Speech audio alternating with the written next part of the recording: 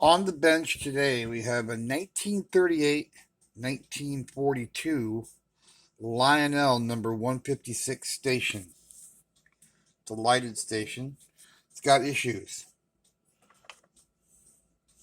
It has two light bulbs that light up under the station, and they're not working.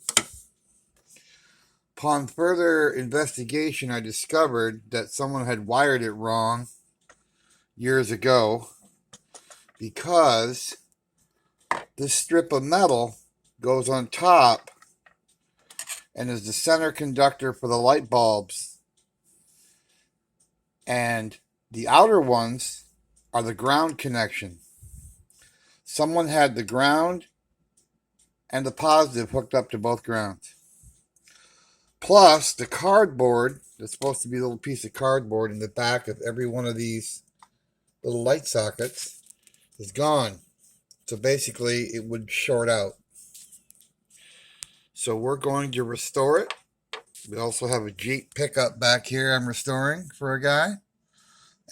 Old Tonka Jeep pickup truck. And we'll get back to you.